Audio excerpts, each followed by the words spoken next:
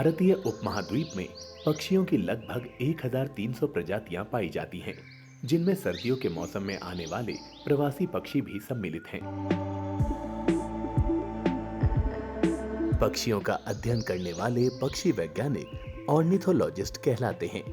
भारत में पाए जाने वाले पक्षियों का वैज्ञानिक तौर पर अध्ययन करने वाले पहले पक्षी वैज्ञानिक थे डॉक्टर सलीम अली। भारतीय उपमहाद्वीप में पाए जाने वाले पक्षियों का वर्गीकरण, निवास और उनकी आदतों पर डॉक्टर सलीम अली ने कई पुस्तकें लिखी।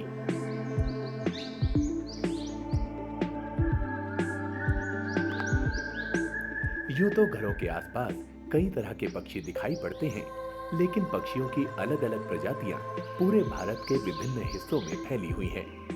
इनमें से कुछ पक्षी तो लगभग सारे भारत में दिखाई पड़ते हैं, लेकिन अधिकांश प्रजातियां भारत के विशिष्ट क्षेत्रों में ही मिलती हैं। विभिन्न नेशनल पार्क और टाइगर रिजर्व पक्षियों के संरक्षण में भी विशिष्ट भूमिका निभा रहे हैं। उदाहरण के तौर पर कॉर्बेट टाइगर रिजर्व, जो बाघ के लिए विख्यात है, वहां पक्षियों की लगभग 600 प्रजातियां पाई जाती हैं। इसके अतिरिक्त अनेक पक्षी अभयारण्य भी हैं, जहां पक्षियों में दिलचस्पी रखने वाले लोग बर्ड वॉचिंग और बर्ड फोटोग्राफी का आनंद उठा सकते हैं। Changeable hawk eagle, serpent eagle, shikra, grey headed fish eagle, जो कि अधिकतर जंगलों में ही दिखाई देते हैं। जल पक्षी अधिकतर पानी के स्रोत के आसपास मिलते हैं।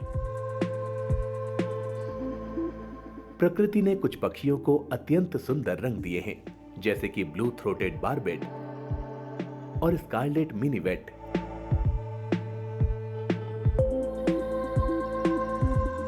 नाचते हुए मोर की छटा निराली ही होती है। नर पैराडाइज फ्लाई कैचर भी बहुत सुंदर दिखाई देता है। पशुओं में डेक्लोफेनेक दवाई के इस्तेमाल से गिद्धों की एक बड़ी संख्या समाप्त हो गई। पक्षियों के संरक्षण के लिए उनके प्राकृतिक आवास का संरक्षण आवश्यक है। विभिन्न क्षेत्रों में वन विभाग द्वारा किए गए संरक्षण के कार्य सराहनीय हैं, जिस कारण पक्षियों की अनेक प्रजातियां विलुप्त होने से बच गई हैं।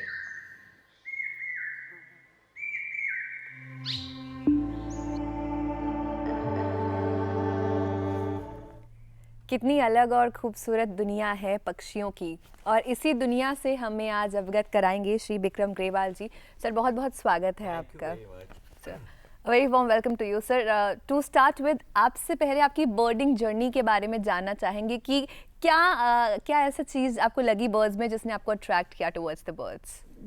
मुझे बिल्कुल नहीं पता। जब मैं चिड़िया देखता था सब मुझे कहते थे पागल है, चिड़िया कोई देखने की चीज़ है।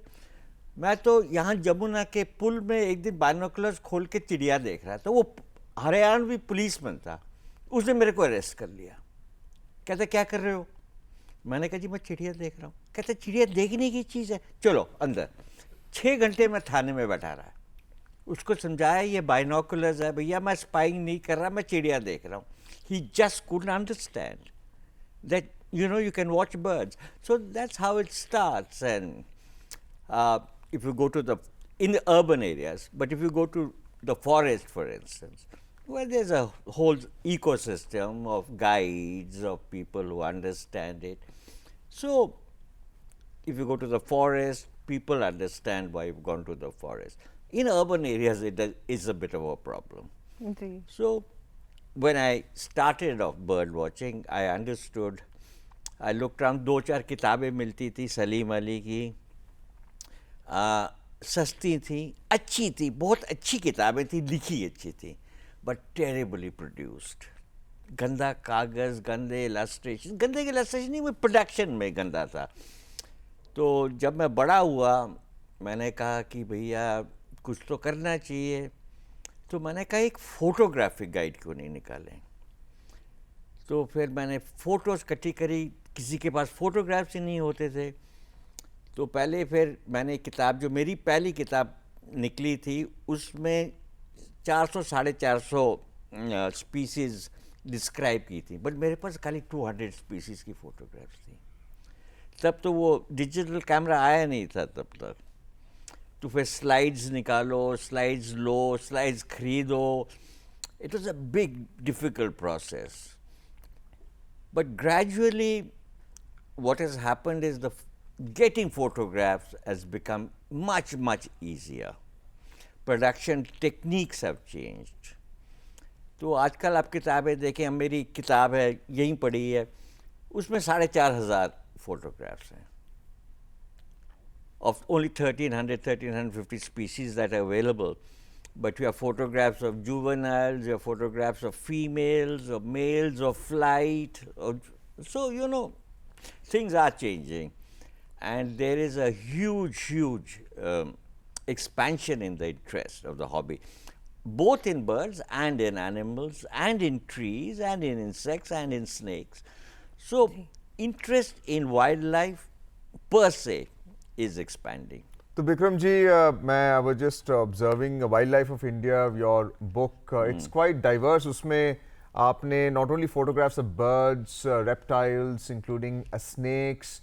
You also have photographs of the tree lines on which the birds actually nest. So it's a very diverse. It's full of photographs, and it's easier for the reader to comprehend कि जिसमें लिखा हुआ, जो text लिखा हुआ है, उसका perspective क्या है, उसका बैकग्राउंड क्या है. That way it's quite helpful.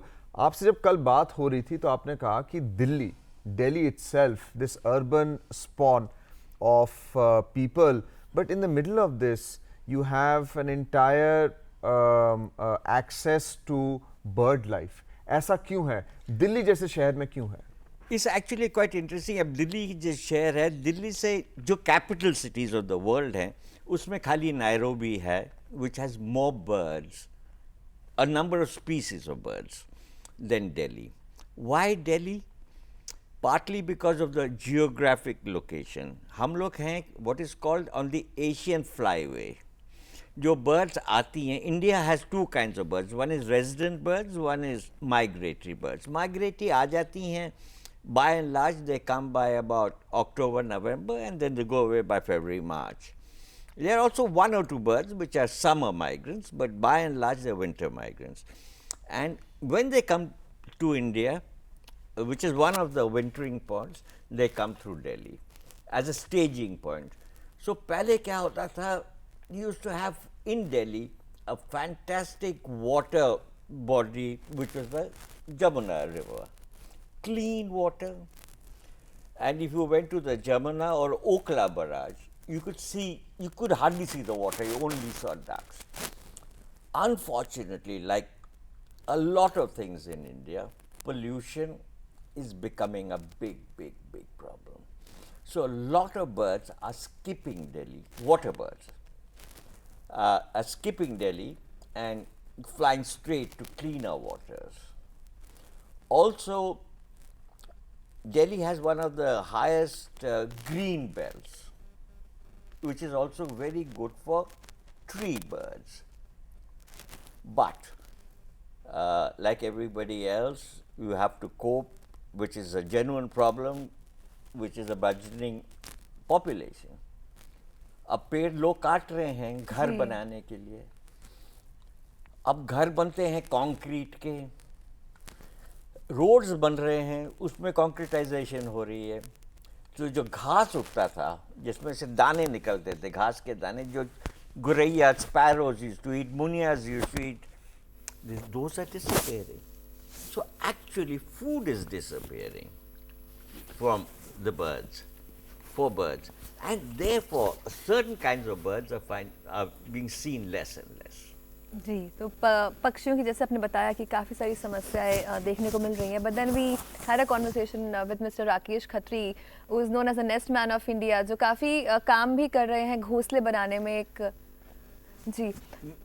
जी तो Arjun, like sir rightly mention कि एक तो हैबिटेट लॉस हो रहा है, घर इतने बन रहे हैं, लाइक जंगल की जगह अब कंक्रीट जंगल हो गया है. तो this is also a point कि जिसकी वजह से पक्षियों का हैबिटेट लॉस हो रहा है। जब घास नहीं है तो खाना भी नहीं मिल रहा है। But then there are people, जैसे राकेश खत्री जी हैं, उन्होंने नेस्ट्स बना रहे हैं। And then there are people जो he is creating this awareness कि बर्ड्स के लिए खाना रख दो, पानी रख दो। तो आपसे भी जितना संभव होता है हम दर्शकों को बताना चाहेंगे कि घर के बाहर पानी, खाना आप रख दीजिए।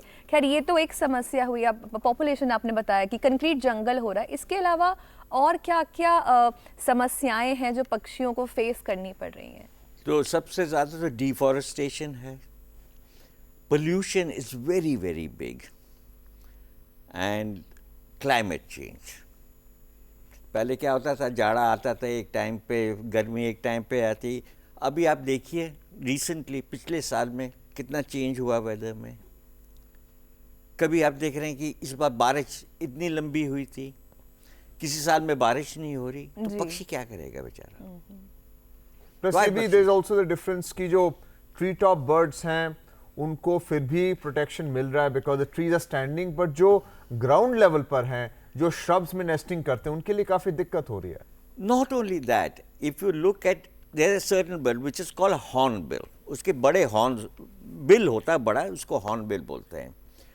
The hornbill is known as the gardener of the forest because it picks up a berry from one side and goes and excretes it on the other side and therefore germinates. Ji. Now, and therefore it's called the gardener of the jungle. अब क्या हुआ, hornbills, of which there were 7-8 varieties in India, needs tall trees. Tall trees also means the most money. So all the poaching that takes place, we have a fallacy in our minds that most of the poaching that takes place is to do with tigers or trying to do with skin. Actually, wood poaching is a much more serious program. Ji. And there is a linkage between the politicians, between the police, between the forest department, with lots of people, because there's so much money in it. Ji ji ji. So big trees are being cut because they need bigger money. जब एक पेड़ काट रहे हैं 1 लाख का, बड़ा पेड़ काटे तो आपको 3 लाख रुपए मिलेंगे। अब उसमें क्या हुआ कि because hornbills need large trees, hornbills have stopped or slowed down their breeding, with the result that germination in the forest is not taking place at the rate it should be. So these are unseen problems. We only talk about, you know, what we say seen problems, say कि pollution हो गया तो चिड़िया चली गई, ये हो गया, वो सब नहीं। इसमें बड़े छोटे छोटे सटल्टीज बहुत हैं, वो हमको थोड़ा समझना चाहिए। मतलब लॉगिंग एंड लॉगिंग, या of course big problem. And it's a and in urban areas now, Delhi में भी still, because it's the capital of the country, इसमें काफ़ी लोग आ रहे हैं, there's enough people in the forest department, it's in the eye of the world. But if you go to smaller places, Madhya Pradesh, Rajasthan, the amount of tree poaching that takes place is actually very worrisome. जी। अगर किसी को अपने बर्डिंग career या as a hobby शुरुआत करनी हो तो भारत में ऐसी कौन सी जगह हैं, कौन से स्पॉट्स हैं जहाँ पे बर्ड्स देखने वो जा सकते हैं? ये तो एक मेरी किताब है 100 places to watch birds in India, but that is not important. आप आजकल किसी छोटे टाउन में चले जाइए, type 2 town or type C town or B town, it has a birding club. Delhi alone has something like 6 birding clubs, and every week हर हफ्ते कम से कम 10 और 12 guided trips लगती हैं, free of cost. Ji. Go and join any one of the clubs. Okay. These are non-professional clubs. I mean, they're run by people who know their birds, but you go there, your children go there, your family goes there, you go for a walk, they'll take you, we'll show you around, we'll take.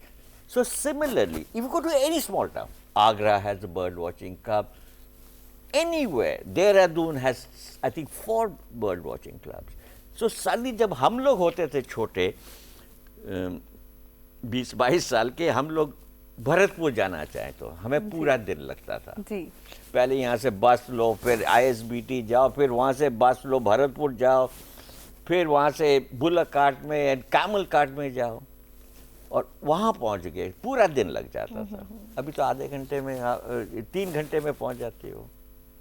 I mean, the highways are there. Access is there. Access is there.